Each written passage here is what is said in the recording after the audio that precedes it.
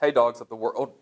This is Mr. Bullard. I'm here to give y'all a closer look at the death of an empire infographic. Quick reminder, this document should already be in your unit book. If you remember, the infographic provided 7 reasons Ronnie died. Today, we're going to use an annotated timeline to explore these topics further. Make sure you pay attention because you will be choosing one cause for a micro-historical study this week. Today I'll be using a timeline I drew on a Clearview touch panel. The program I used is Note. To get going, I want y'all to check out all the red dots. These red dots represent revolts and uprisings. Rome had a lot of power struggles, and that's reason 1 for the fall of Rome.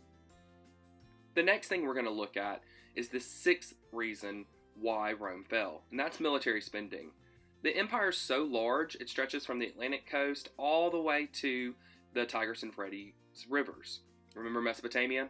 When an empire is so large, it costs a lot of money to maintain it and the safety of its subjects. For example, Hadrian's Wall during the 2nd century.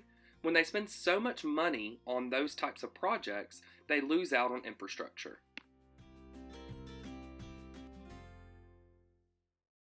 The next thing we're going to look at is Emperor Diocletian. When he splits the empire in half and makes a west and an east. The problem with this is the east rises to power with trade and economics, and they're really separated, west versus east. They're not against each other, but the rise of the east definitely is a contributing factor.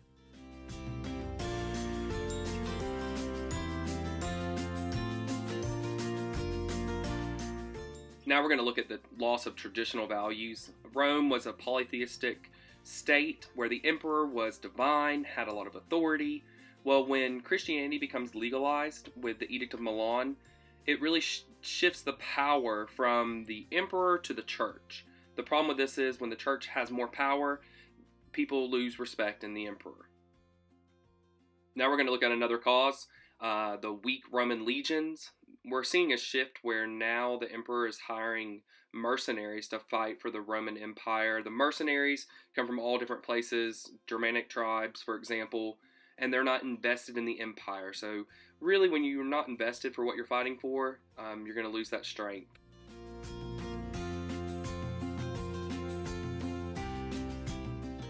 The next thing we're going to see is invasions by barbarians. So as the military is decreasing in strength, and we have the division, and a lot of other instability with the politicians, we see invasions by barbarians. The first one happens with King Alaric. He sacks the city.